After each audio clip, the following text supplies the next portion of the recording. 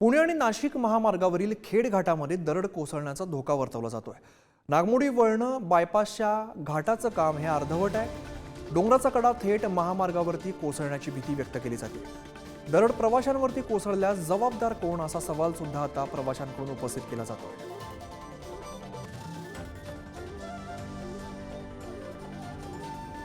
उत्तर पुणे जिल्ह्यात गेल्या काही दिवसांमध्ये पावसाने उसंत घेतली होती। मात्र 2 ते 3 दिवसांपासून धोधो पाऊस बरसतोय आणि त्यातच जर आपण पाहिलं तर 4 ते 5 वर्षापासून सुरू असलेल्या पुणा नाशिक रस्त्याचं जे काम आहे ते आजही थांबलेलंच दिसतंय। कारण पुणा नाशिक रस्त्यावरील हा जो खेड घाट आहे या खेड घाटातील जे दरड प्रवण क्षेत्र आहे तिथे आजही दरड कोसळण्याची दाट शक्यता दिसून येते।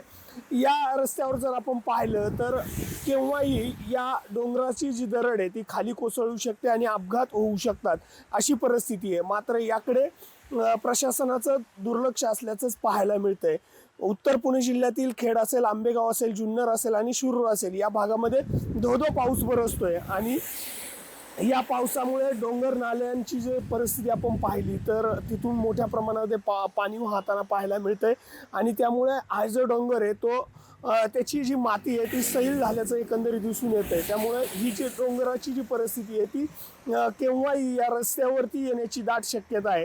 त्यामुळं या पुणे नाशिक महामार्गावरती केव्हाही अपघात होऊ शकतो। गेल्या 4 ते 5 वर्षापासून या रस्त्याचं काम सुरू आहे, मात्र ते आजही पूर्ण न झाल्याने येथील जे नागरिक आहेत ते आजही चिंता व्यक्त करताना पाहायला मिळत आहे।